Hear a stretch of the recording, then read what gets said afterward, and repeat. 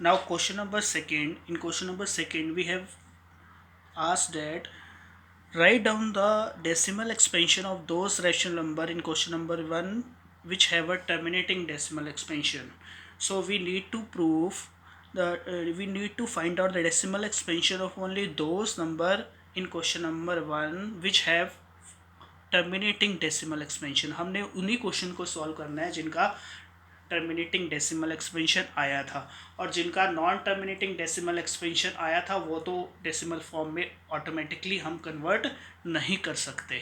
हम उन्हीं को कन्वर्ट कर सकते हैं जिनका टर्मिनेटिंग डेसिमल एक्सपेंशन आया था. जैसे कि फर्स्ट क्वेश्चन में देखो आप, फर्स्ट क्वेश्चन में क्या गिवन था, 13/3125 दिया हुआ था, जो कि डिनोमिनेटर के फैक्टर हमने बनाए थे इसमें 13/5/5, क्योंकि 3125 को हम क्या लिख सकते हैं, 5/5 लिख सकते हैं.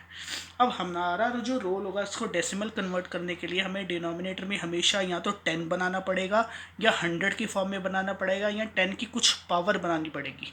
10 की पावर बना दो, वो ज़्यादा बेटर है. तो 10 की पावर बनाने के लिए तो मुझे इसको क्या इससे मल्टीप्लाई करना पड़ेगा, 2/5 से मल्टीप्लाई करना पड़ेगा, तभी मेरे पास 10/5 बनेगा. तो अगर मैं डिनोमिनेटर में 2/5 से मल्टीप्लाई करता हूँ तो मुझे डिनोमिनेटर में को भी मल्टीप्लाई करना पड़ेगा 2/5 के साथ. तो न्यूमरेटर और डिनोमिनेटर को मैंने किससे मल्टीप्लाई कर दिया, 2/5 और 2/5 के साथ. तो उससे होगा क्या, बेस में आप देखो 5/5 है और 2/5 है. तो बेस में जब बेस की पावर सेम हो तो बेस क्या हो जाते हैं, मल्टीप्लाई हो जाते हैं. जब पावर सेम होती है तो बेस मल्टीप्लाई हो गए, तो नीचे बन गया 10/5 और ऊपर क्या था हमारे पास 13 इंटू 2/5 था. 2/5 होता है हमारे पास 32 और 10/5 को लिख दिया हमने 5 टाइम्स 0. तो 30 मल्टीप्लाई 32 क्या बन जाएगा 416 और नीचे आ जाएगा 5 टाइम्स 0.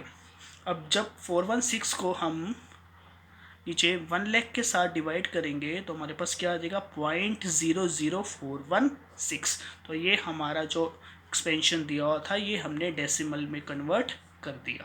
कैसे कन्वर्ट करा, इसको नीचे 10 की पावर बना के, डिनोमिनेटर को 10 की पावर बना के उसको डेसिमल में हमने कन्वर्ट कर दिया. देखो एक और एग्जांपल हम देखते हैं इसमें, 17/8. 17/8 को हम लिख सकते हैं 17 किसकी पावर है, 2 पावर क्यूब है 8. और अगर ये 2 पावर क्यूब है तो इसको मेरे को किससे मल्टीप्लाई करूँ ताकि ये 10 बन जाए. तो मेरे को पावर भी सेम रखनी है, तो 5/3 से मल्टीप्लाई करूँगा तभी तो नीचे 10 बनेगा. पावर सेम होती है तो बेस मल्टीप्लाई हो जाएगा. तो अगर मैं डिनोमिनेटर में 5/3 से मल्टीप्लाई करता हूँ तो न्यूमरेटर को भी 5/3 से मल्टीप्लाई करूँगा. तो मेरे पास नीचे बन गया पावर सेम थी 3 तो बेस बन गया 10, तो 10 का क्यूब बन गया डिनोमिनेटर में. और न्यूमरेटर में क्या बचा, 17 इंटू 5 पावर क्यूब क्या हुआ 125. तो 17 इंटू 125 हो गया 2125. और 10 का क्यूब क्या बन गया हमारे पास 1000 बन गया. तो 2125/1000 क्या हुआ हमारे पास 2.215. तो इसको भी हमने डेसिमल एक्सपेंशन में कन्वर्ट कर दिया. Now moving to the next part, 15/1600.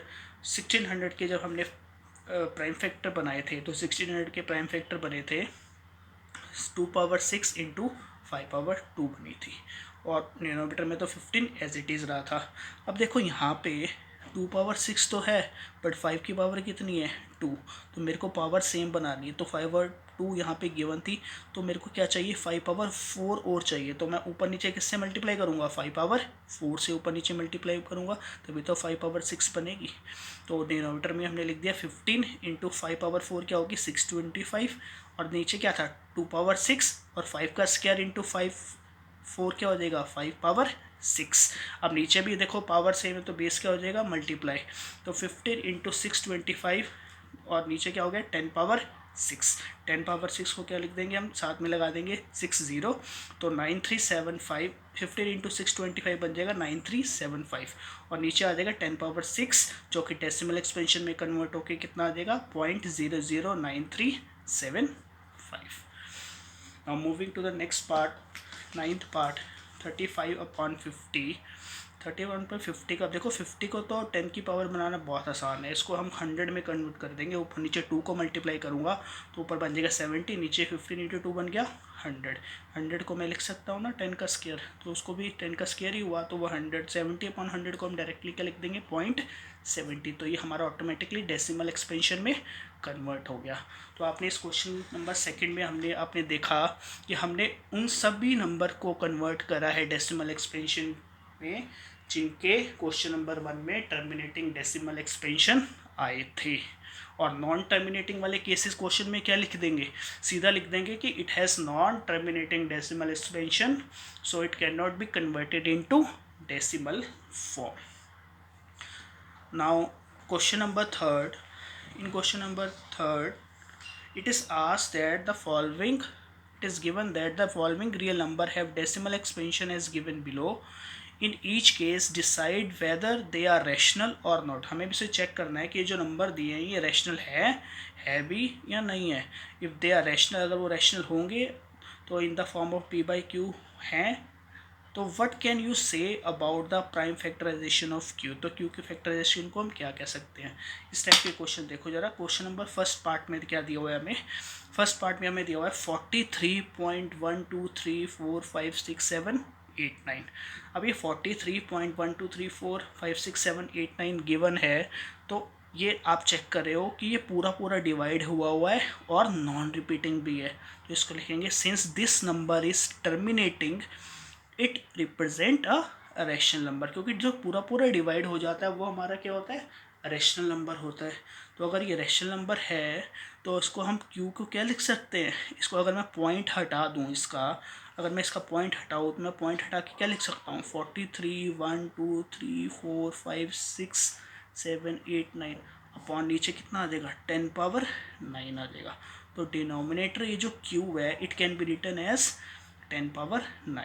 तो इट इज़ अ टर्मिनेटिंग, तो it represent a rational number. Now moving to the second part. Second part में हमें क्या गिवन है, सेकेंड पार्ट में हमें दिया हुआ है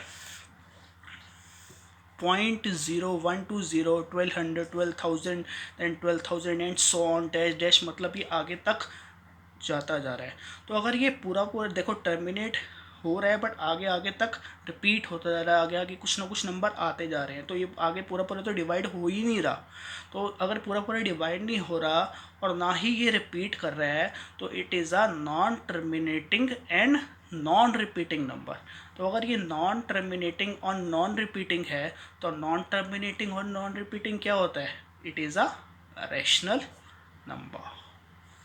अब क्वेश्चन नंबर थ्री में दिया हुआ है 43.123456789 बार दिया हुआ ऊपर, इन सब के ऊपर बार लगा हुआ है। बार का मतलब है यही नंबर दोबारा आगे रिपीट होते जा रहे हैं। अगर ये आगे दोबारा रिपीट होते जा रहे हैं तो रिपीटिंग नंबर क्या होते हैं, डिवाइड तो ये पूरा हो ही नहीं रहा बट रिपीट कर रहे हैं, तो लिख देंगे this number is a non terminating and repeating. और नॉन टर्मिनेटिंग रिपीटिंग क्या होता है, रैशनल नंबर होता है, तो इसमें लिख देंगे it is a non terminating but repeating. So non terminating and repeating क्या होगा, रैशनल नंबर होगा। तो it can be expressed in the form of P by Q, और क्यू को जब हम लिख देंगे डिवाइड करके 10 पावर बनाएंगे और माइनस करेंगे तो q can be written as 999 999 and 999। तो it is a rational number. हम सीधा इसको भी करने की ज़रूरत नहीं पड़ती है, तो हम चेक करते हैं सीधा यहाँ पे क्वेश्चन देख के पता चल जाता है कि ये टर्मिनेट नहीं हो रहा और ये रिपीट हो रहा है। अगर टर्मिनेट नहीं हो रहा और रिपीट हो रहा है तो it is a rational number होता है। और जो क्वेश्चन नंबर सेकंड पार्ट में जैसे जो पूरा टर्मिनेट ना हो और नॉन रिपीटिंग हो और रिपीट भी ना करे तो वो क्या होगा, हमारे पास रैशनल नंबर होगा। तो this is all in this exercise 1.4। Hope you all understand.